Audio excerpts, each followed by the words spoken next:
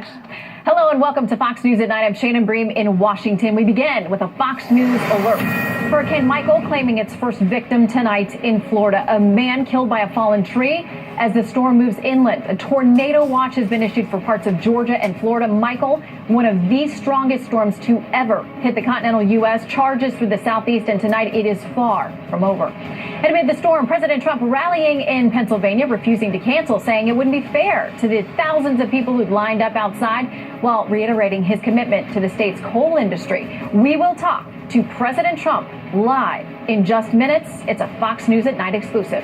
But first, we got to do a quick check in the Fox Weather Center for an update on the storm's path. Chief Meteorologist Rick Reichmuth standing by. And man, this thing, Rick, it seemed changed so quickly and grew so fast. It really did. You also don't want to see a strengthening storm when it's making landfall. That makes it much more dangerous. And take a look at exactly this. Not that well organized. And then right before it makes landfall, it got so incredibly organized. It made landfall 2 miles an hour short of a Cat 5 hurricane. And this will go down in the record books for many reasons. One of which, water is incredibly warm here, 2 to 5 degrees above average. And that allowed it to get this kind of a strength that you might see in September here in mid-October. Because of that, take a look at this.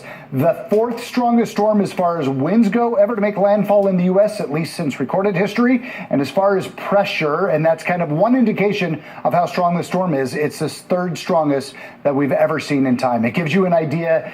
Because it came on shore so strong, it takes a long time for that energy to go away. So we still have hurricane conditions all the way here across parts of central Georgia now. It's just to the south of Macon, continuing to pull off very quickly off towards the northeast. That quick motion is at least one of the good pieces of news. It's not going to rain that much in any one spot. That said, tomorrow, the storm is going to be right here over the Carolinas, a place that just had all of that rain from what was Hurricane Florence a couple of weeks ago. That rain caused incredible flooding. That ground is still incredibly muddy and saturated. We're going to see winds tomorrow 50 to 60 miles an hour, and that will likely cause a number of trees to go over all the way in towards the Carolinas, and we're potentially looking at up to about 500,000 people they're projecting could be without power into the Carolinas from this storm. I want to show you one thing. By Friday, it's mostly out of here. It gets kind of brought up with a cold front.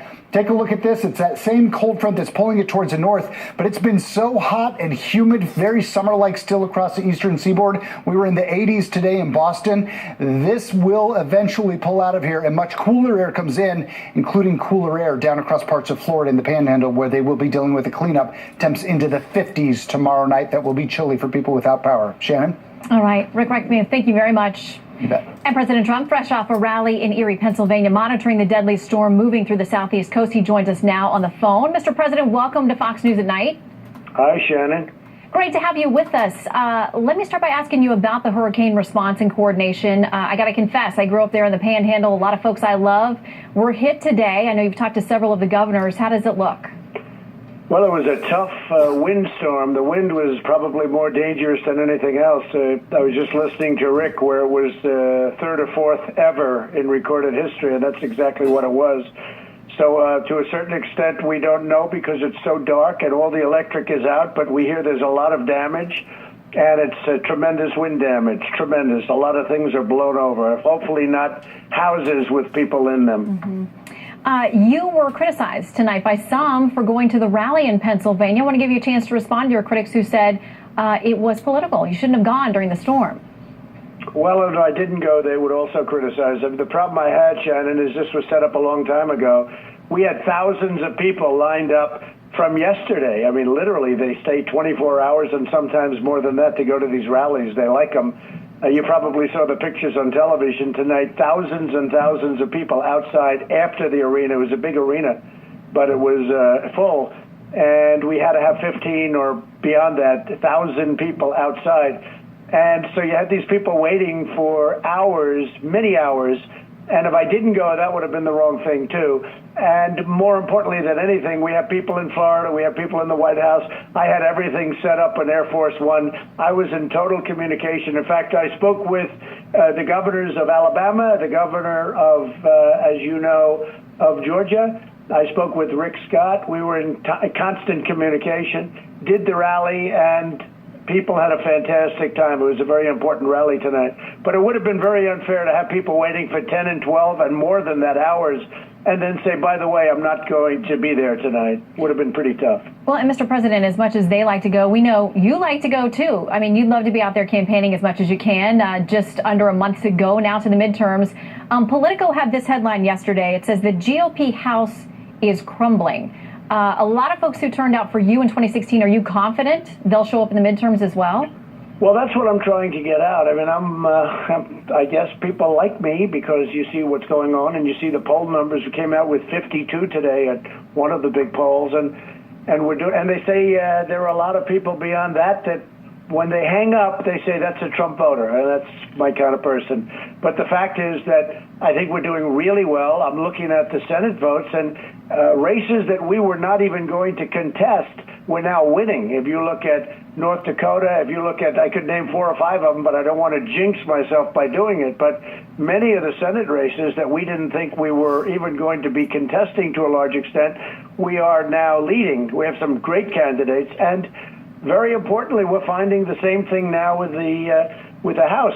A lot of it has to do with the horrible abuse that now Justice Kavanaugh suffered last week at the hands of these Democrats. They went absolutely crazy. It was disgraceful. I think they disgraced their party and they disgraced themselves.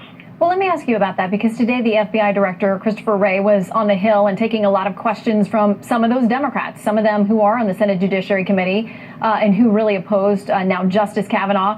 And they were pressing the FBI director on whether or not you or others at the White House tied his hands when it came to their supplemental investigation they did in that 1-week delay. What do you say? Well, what did he say? I'd be curious, because I was out working very hard on the hurricane and other things. What did he say? Well, he basically said there were some things that he couldn't divulge and that it was carried out by standard procedure. Right. And there are a lot of folks wondering if you would release the FBI scope letter that directed them. Well, I'd do whatever really the Senate wanted, because, look, the Senate was well run, so well run by Senator Grassley. And whatever they would like to do is okay with me. If they want to release, it's okay. And if they don't want to release, I could understand that also. But again, it was going to be their vote, and I let them do whatever they wanted to do. And that included the investigation itself, what they wanted. And if they wanted something, they would have either let us know or they could have directly let the FBI know, as far as I would be concerned. So obviously the reports were very strong, because everybody that read them came away and said everything said was totally uncorroborated or not true. And I think it was a disgrace, frankly. And I am glad we went the extra week, because by coming the extra week and going the extra week, we ended up exactly with that. So it was in many ways a very sad period of time for this country to have a man like that go through what he had to go through, and his family and his young daughters to go through a situation like that, where they were leaking, and I think a lot of people think they know who leaked it, but where they were leaking, where they were doing things and saying things that were inappropriate. I think the Democrats disgraced themselves during the hearings. What do you think about Dr. Ford? Do you think she went through a tough time? Do you think that she was acting on her own? Do you think she was acting on political or party pressure? I just don't have an opinion on that. It was 36 years ago. There were no complaints during this long, long period of time. When it came right down to it, she didn't know how she got there. She didn't know how she got back. She didn't know really the time or the year. She didn't know the house. She didn't know the section, the area. She knew that she had one beer. She said she had one beer. That's about it. So do I have a statement to make? No, I'm not going to make any statement. But I can tell you this: I really believe you need a lot more than that to take somebody who was a world-class student, who was a hard worker, who never had a problem. And this wasn't covered. But if you take from the time he graduated from college to right now, he led a very spectacular, clean life, a beautiful life. And if he didn't, he was a high judge, second highest court, as you know better than I do. If he didn't, that would have been reported in the newspapers almost like it would be reported if I did it. Well, and with some minor exceptions, I would say most folks thought that you were pretty restrained when it came to Dr. Ford commenting on the Kavanaugh process. Was that difficult for you? Is it something that you think you'll do with other major issues as well?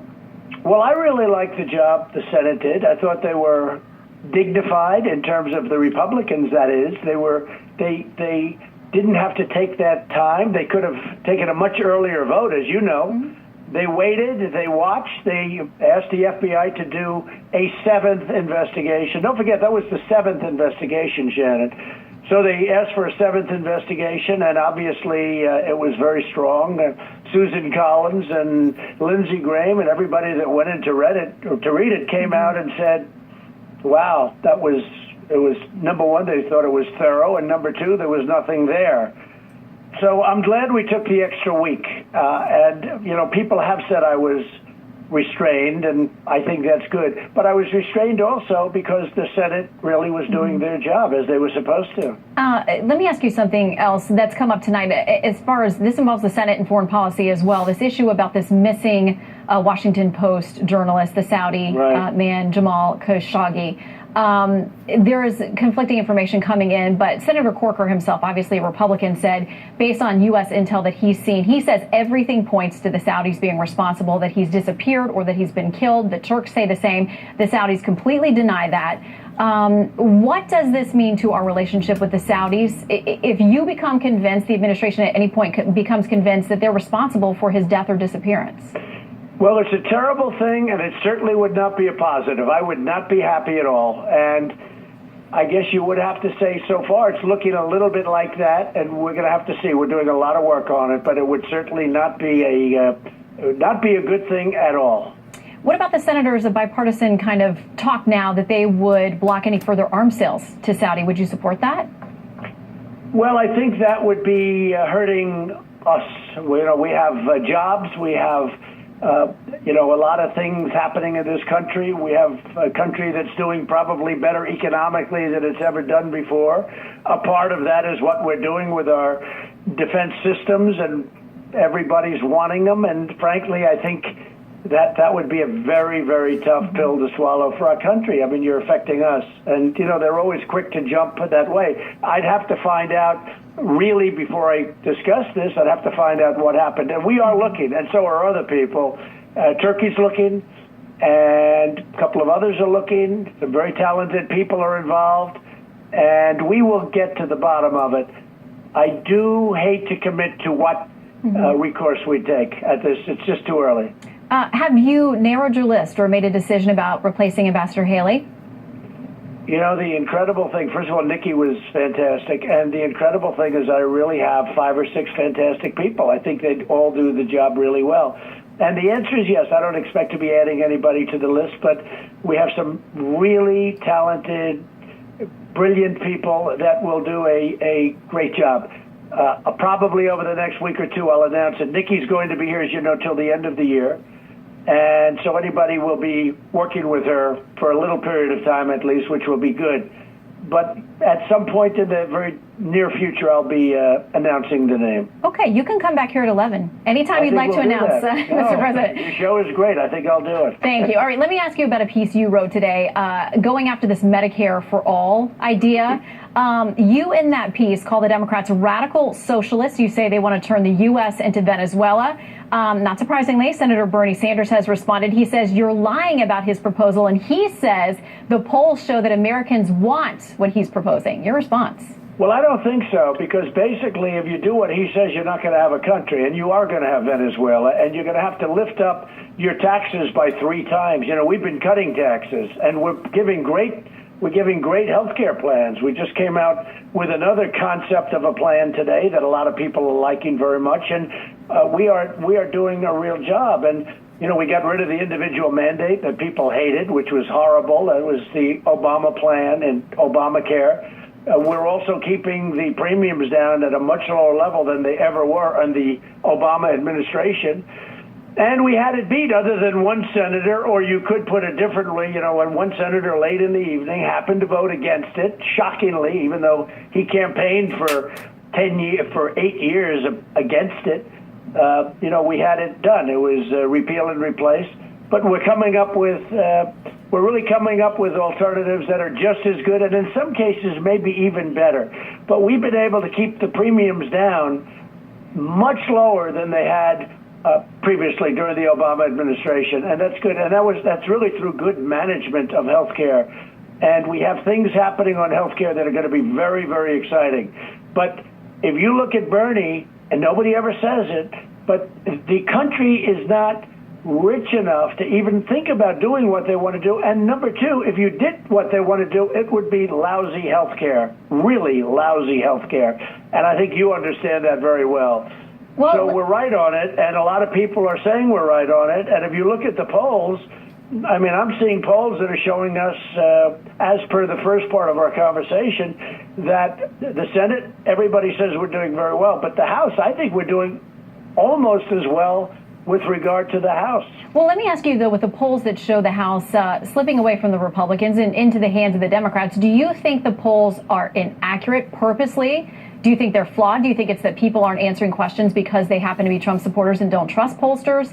What's your response to the bad numbers? Well, I've had many inaccurate polls, and I've had some that were, I found Rasmussen to be very accurate. Actually, the Los Angeles Times was a very accurate poll. Business Investors Daily. I mean, we had some polls that were very accurate having to do with 2016, but we had some polls that were so far out, and we knew they were phony polls, I mean, as far as I'm concerned. But this isn't about that. I think that polls, you know, they call it a generic poll. Mm-hmm. And actually, the Republicans are doing well in the generic poll, but I don't know that a generic poll means anything because they're individual races, the House. There are many individual races. I think we're doing really well. We're looking at races that we didn't think we were going to be winning, and now we're even and up. But honestly, we're not going to know until November 6th. Mm-hmm. We're really not going to know. And we'll see what happens, whatever it is. But I'm out there working hard, doing a lot of different things for House members as well as for Senate. They all want me out there, and we're getting tremendous crowds, and we're getting the word out.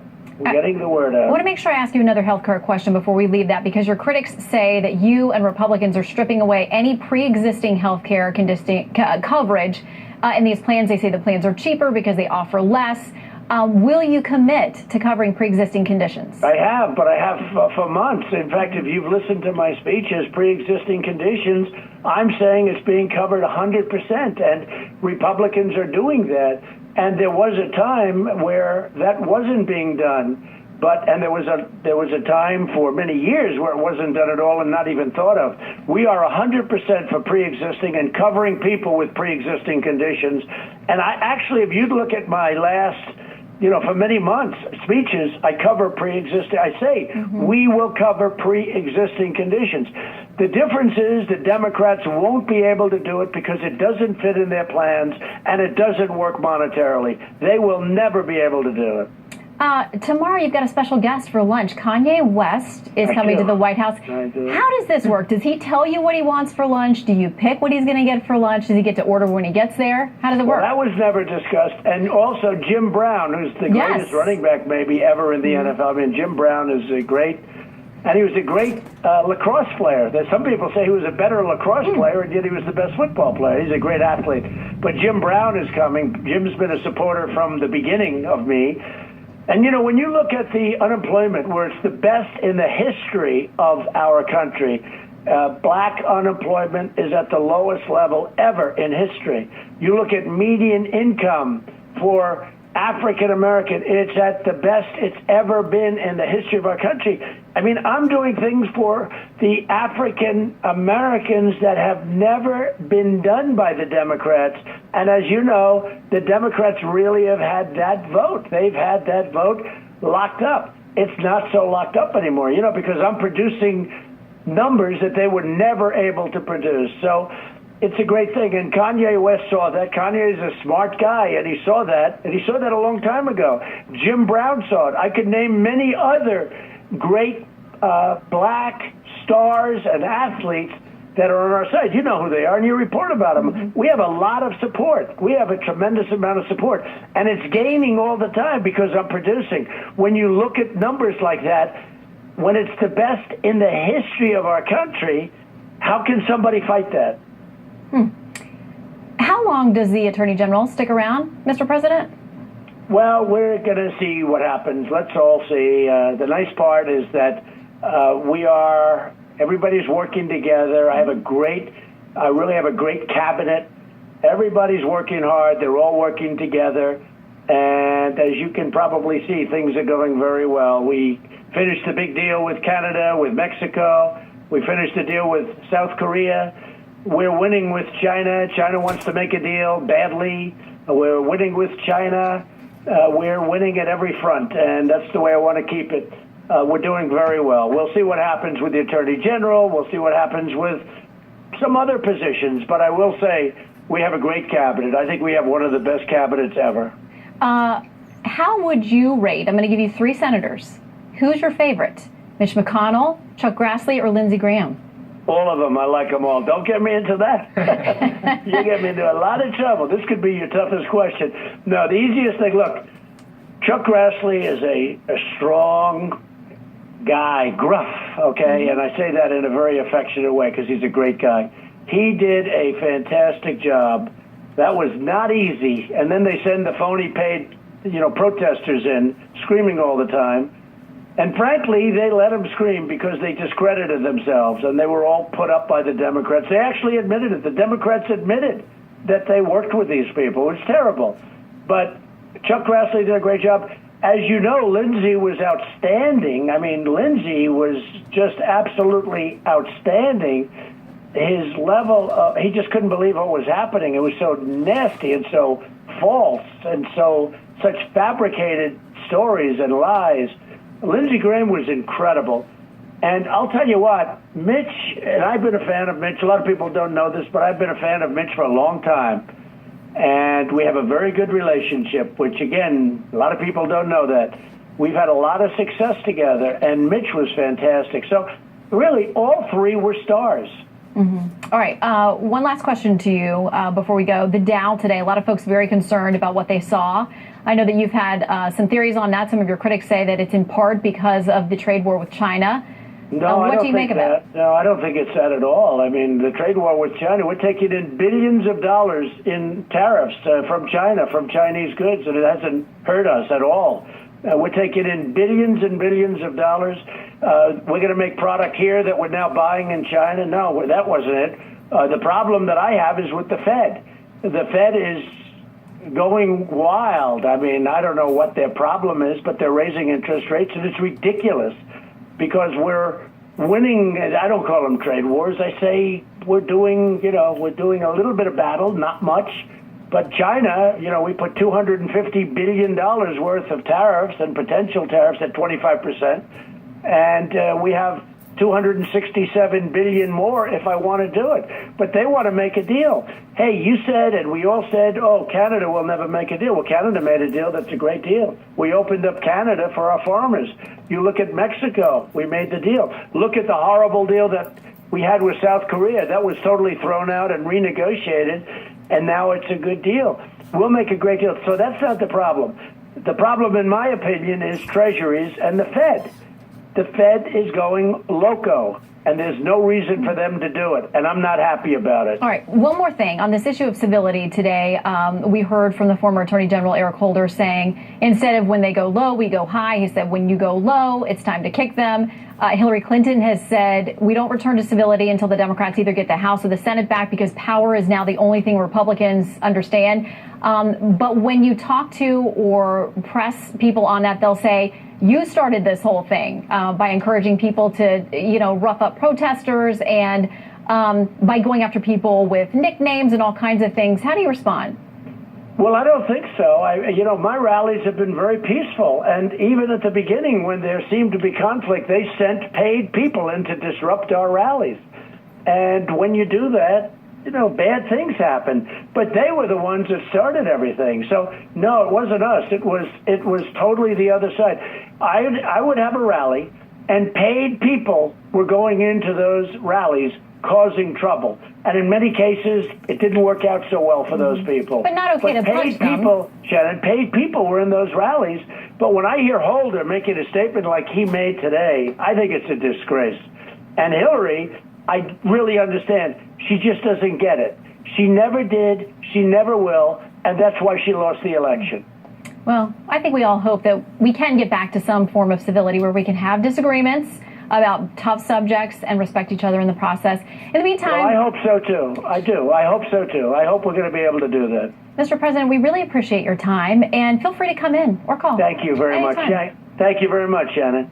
Have a great night. Goodbye. All right, so you just heard my wide-ranging interview with President Trump. It was a little bit of a surprise, but we tried to cover a lot of ground. We talked about everything from Hurricane Michael, Medicaid for all, even Kanye West. So let's talk about it with our power panel. Here to weigh in, former Ohio Senate Minority Leader Caprica Farrow, Fox News contributor and former Chief Assistant U.S. Attorney Andrew McCarthy, and Fox News contributor Guy Benson. Welcome to all of you. Hey, Shannon. Guy, I'll start with you. Anything that stuck out to you? Oh, a lot of things that I was taking notes, almost ran out of room here. I thought it was interesting early on in the interview talking about the 2018 midterm elections. You asked him about the House of Representatives, and he almost immediately pivoted to Senate races. It's the better news. He sort of circled back saying, I think we're doing well in the House too, but I think he's smart to be focusing on the Senate. A lot of the action, especially in the last few weeks, was in the Senate, and the momentum is in the Republicans' favor in some of those red states where Democrats are back on their heels after the Kavanaugh mess. And I think for him to go after the Democrats as hard as he did, calling their conduct disgraceful, is music to the ears of almost every single person who is right of center in the United States. Whether they are a hardcore Trump fan or a Trump skeptical person like myself, what we witnessed for 2 weeks was disgraceful from the Democrats, particularly on the Judiciary Committee. And I think with the president and Mitch McConnell and really the whole Republican Party on the same page on that, there does seem to be a bit of a linking of arms going forward heading into November. And Andy, we touched on the FBI director being on the Hill today and the fact that he was pressed a lot on, did they tie your hands? Kind of who told you what you could investigate and what you couldn't investigate? And the FBI director deflected most of that. And I asked the president tonight, will you release that FBI scope memo? And he's kind of deflecting back and forth. No one seems to want to be the ones to reveal or release the exact material that, or exact directions the FBI was given. But Director Wray said today, we followed standard procedure for this. Yeah, that's right, Shannon. And what I was happy to see the president do in his exchange with you is bring it back to where it belongs, which is that this is a Senate investigation. You know, the thing, I feel like sometimes you're beating a dead horse trying to bring this up again and again and again. This was not an FBI investigation. This was not a criminal investigation. Kavanaugh was not on trial. Nobody was on trial. This is as a matter of constitutional law, this is a Senate function of advice and consent that the FBI in recent decades in our history has lent its resources to, but is the Senate's ballgame to control. And in fact, they do plenty of their own investigations. You know, when you hear this stuff, we had no FBI in this country until 1908. How in the world did the Senate ever confirm anybody for the first century plus of constitutional governance? You know, so I was glad to see the president kind of bring it back to where it belonged. And also when he addressed your question about the scope memo, he basically said he wanted to hear what the Senate would have to say about that and what they would want. The bottom line, though, that I think the president underscored, which is an important one, is the Democrats wanted this investigation. They got the investigation. Then they turned around and said it wasn't good enough and had all these conspiracy theories about limitations, and they didn't do nearly enough. And Christopher Wray, the FBI director, came out today and said it was done by the book according to standard procedure. And, I mean, that's the takeaway. Put it all behind us. Well, can we, though? Because, you know, what we talked about at the end there, this whole idea of civility, and, you know, both sides want to say, you started it, no, you started it. I mean, there's clearly a lot of blame to go around, but we're in a bad place now. We're in a very bad place, and it's, you know, it's not just about politics. I think this is about the American people. This is about, you know, the strength of our nation. And when we continue to point fingers at one another, all we do is erode our internal strengths. And so I said this before. You may have heard me say it. I'm going to say it again. My grandmother always said, 2 wrongs don't make a right. And in this case, that is absolutely true. And as a Democrat, I have been very frustrated with what happened. How, for example, with Eric Holder. And with, Secretary Clinton and some of these statements that, we basically have to abandon civility, we have to kick them when they're down. This is not how Democrats can win. This is not what the American people want. And frankly, what has happened is that, the GOP has been able to latch on to this narrative of a small but very vocal group of extremists, and unfortunately also reflected in the leaders of our party because they are playing to that sector of the base of my party. Yeah, all right, well. That's small. Yeah, the other problem, it's got a real 1970s feel to it, though. It's scary. Yeah, for a lot of folks who were here and on the Hill in the middle of it, it was a little jarring. I couldn't get him to pick a favorite senator, but we'll keep trying on that. All right, we're going to take you live to Florida, where Hurricane Michael left most of the destruction so far. Stick around for live reports. Down. There's debris flying around. It's going to cause a lot of damage. It is blowing out there. Whoa! I think it's fair to call it catastrophic damage. We're looking at winds gusting past 120 right now. Definitely not safe to be outside.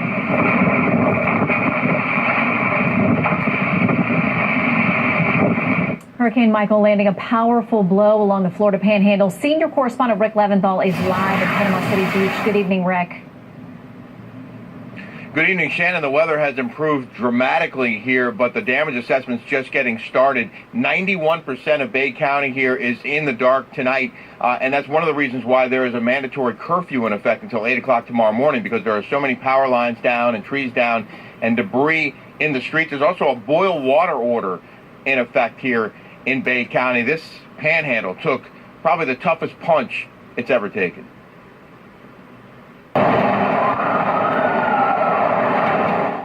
Hurricane Michael's landfall whipping the coast with 155-mile-per-hour winds and sideways rain, knocking down homes and telephone poles, bending trees, and sending debris flying.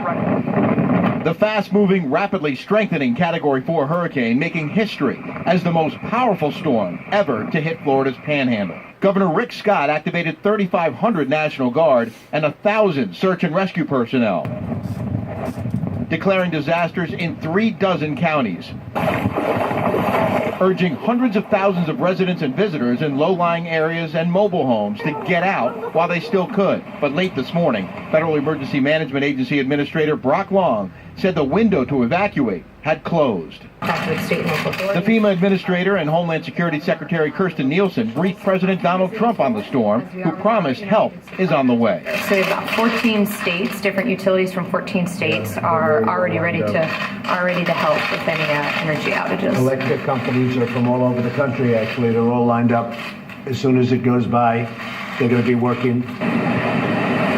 Storm surge warnings were issued for more than 300 miles of coastline, with 9 to 14 feet of dangerous flooding predicted for areas near the Panhandle's Big Bend, threatening thousands of roads and structures with potentially catastrophic high water. At least 75 oil platforms had to be evacuated in the Gulf, so gas prices could rise, even as people struggle to cover their losses. I might not be here tomorrow, man. That's it. I really don't want to cry on your camera, but this is what we got to deal with. I'm staying. And Shannon, one of the agencies responding, the Florida National Guard, says it has moved its search and rescue teams as close as possible to the affected areas and will head out at first light wherever they're needed. Rick Leventhal, always chasing the storms for us. Stay safe, my friend. Thank you. Thank you. All right, next we're going to look into the calls for impeaching now Justice Kavanaugh. Kavanaugh may be diving into the Supreme Court caseload with ease, but some are refusing to let the contentious confirmation battle go. And tonight, Chief Justice John Roberts is taking matters into his own hands. Correspondent Kristen Fisher is here with some interesting details. Good evening, Kristen. Hey, Shannon. Well, you know, Kavanaugh, he may be on the bench, but the ethics complaints against him have yet to be resolved. We're talking judicial misconduct complaints stemming from his recent testimony before the Senate Judiciary Committee, and Chief Justice John Roberts is now referring them to federal judges outside the Beltway. But at the same time, Kavanaugh's also continuing to deal with threats of impeachment if Democrats retake the House this November. So tonight, we took a look at exactly what that process might look like. So help me God. It's in the Constitution. Article 3 gives federal judges lifetime tenure. But that document also allows for removal of top officials for high crimes and misdemeanors. The method? Impeachment. An often uneasy mix of law and politics. Now they want to impeach him. I think it's an insult to the American public. The House of Representatives has the sole power to investigate allegations of serious wrongdoing, acting as a grand jury of sorts to recommend articles of impeachment or charges to the Senate for a public trial. A simple majority vote is all that's required to impeach, but a 2/3 Senate majority to convict and remove from office. It's happened before. 15 federal judges have been impeached, but only one Supreme Court justice, Samuel Chase, in 1804.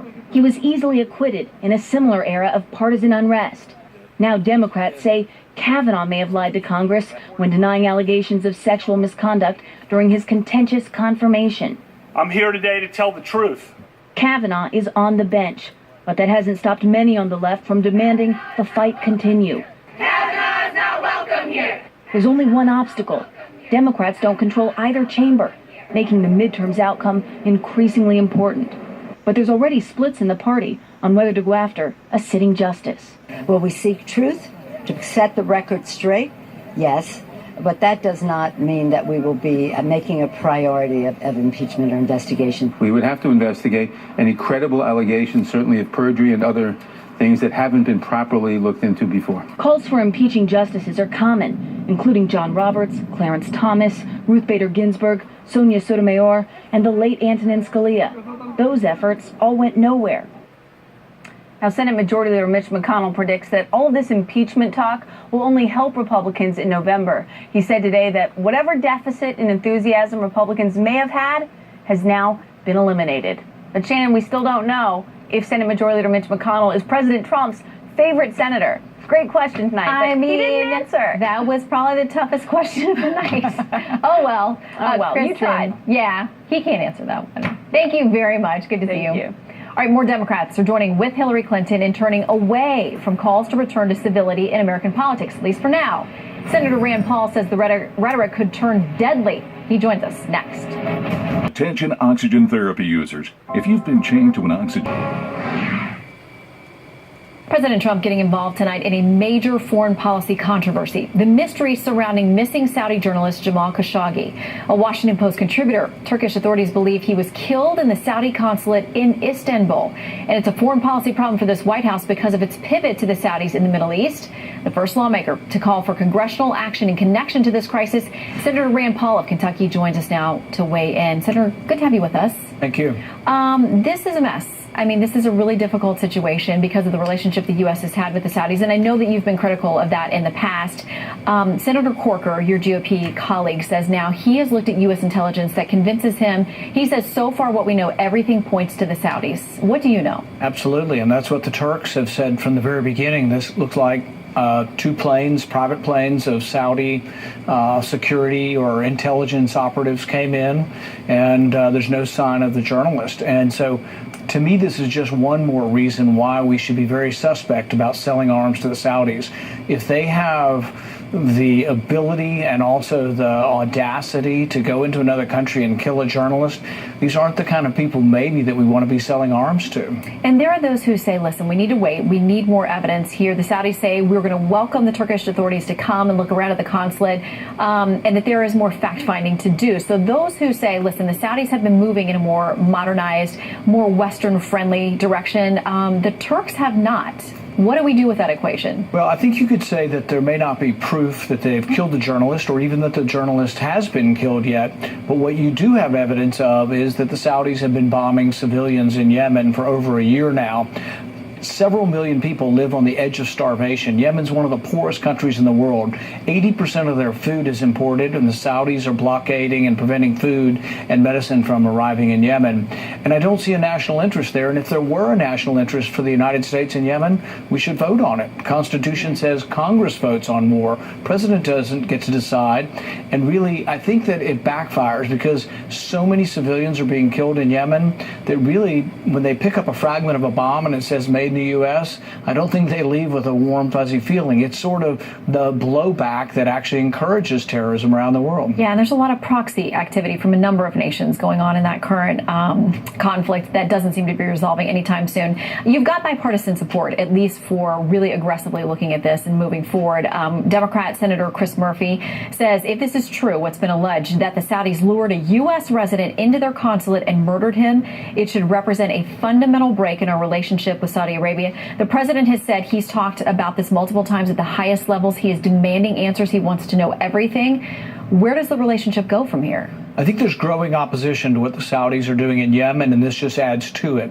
About a year ago, Senator Murphy and I had a resolution to stop the arms sales to Saudi Arabia, and it got about 25 votes out of 100. Not enough to do anything. About 6 months ago, we had another vote and we got 47 votes. So we grew from 25 people opposed to Saudi Arabia selling arms to them to 47. I think if we were to have another vote in the next week or two, I think you'd actually get a majority of the Senate who says, hey, we need to back off. And so I don't think we actually need proof, but there's a lot to indicate that they were involved. But there's enough proof to say that they have been involved with killing civilians in Yemen and that we do not have a national security or a vital interest in Yemen. Okay, the Saudi ambassador to the U.S. says this: these are malicious leaks and grim rumors, and he actually says the kingdom is gravely concerned about Khashoggi. There's been an outright denial from them. They're concerned because they got caught. There's pictures of Saudis going into the embassy. The Turks said it was Saudis. We have the tail numbers of the private planes that flew them in. We know where the planes went on the way home. We know what time they got home. I think we may eventually see the faces, same way we did with the Russians. We actually saw the faces of the people who perpetrated the crime. So, no, I think unless the evidence is hidden, I think we may eventually know who did this. I want to ask you, too, about your wife was with us last week. She penned an open letter saying that she's become very worried. You suffered a very painful, significant physical attack last year. You happened to be at the baseball practice where Steve Scalise was almost shot to death. And she talks about now sleeping with a loaded gun by her bed. We now have a lot of very difficult political discourse, a lot of heat on both sides going on out there. The former Attorney General Eric Holder is getting some attention for something he has said. I want to play that.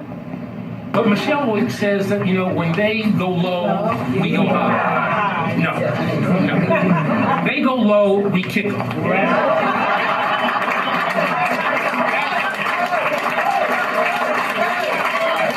Now, many would argue he's not advocating violence there. It's a rhetorical flourish, but certainly there's plenty of animosity on both sides. I think it's the same sort of thing as, you know, when Cory Booker says, get up in their face. I don't think either one of them literally want to incite violence, but they have to realize that when they tell people to get up in your face, that there are some crazy, unstable people out there. There are truly people who have anger issues. The guy that shot over 200 rounds from a semi-automatic weapon at us at the ball field was an angry guy. He was the guy that would go down to the city council and yell and scream and get angry and red in the face. He once hit a neighbor with the butt of his gun. He had all of these anger issues. But then when people stoke that and say, get up in their face, go to Washington. He showed up at the ball field that day, and as he started shooting at us, he yelled, this is for health care. And then when they finally were able to kill him, in his pocket was a list of 5 or 6 conservative Republicans that he came there intending to kill. So instead of saying get up in their face, we should say, you know, let's have constructive dialogue. Let's, you know, forcefully present our position, you know, in a verbal way, in an intellectual way. Look, I still have a lot of intellectual questions about how Kavanaugh will rule. I voted for him, and I thought it was a disgrace what they did to him, but I will still continue to debate and advocate for privacy and for the Fourth Amendment, and I may have disagreements with him over time, but I thought it was a disgrace, the yelling and the screaming and the people, the death threats to the Kavanaugh family. I thought it was all disgraceful. Yeah. Threats on all sides. We can do better than that. Senator, great to have you with us. Thank you. Thank you. Well, it was an emotional reunion when 3 Oregon Sheriff's deputies saw baby Audrey this past weekend. Now, check this out. The first time they met her, the 3 officers saved Audrey's life. 2 weeks ago, the little girl's parents called 911 when the then week-old baby stopped breathing when her parents were getting her pictures taken at the mall. So the deputies, Jonathan Zacharkrew, Dan Olson, and Jonah Russell performed CPR, cleared her throat, got her breathing again. So the parents said, we want you to come see her. The 3 deputies visited Audrey. She is steadily improving in the hospital. There is a good, happy ending to that story. They showed up and got the job done when these parents were in complete panic mode. Just a week-old little girl, but now Audrey is getting better every day and should be out of the hospital soon. To those deputies and everybody who helped out in that tense situation, you are our Midnight Heroes. Thanks for joining us tonight. Most watched, most trusted, and most grateful you spent your evening with us. Good night from Washington. I'm Shannon Bream.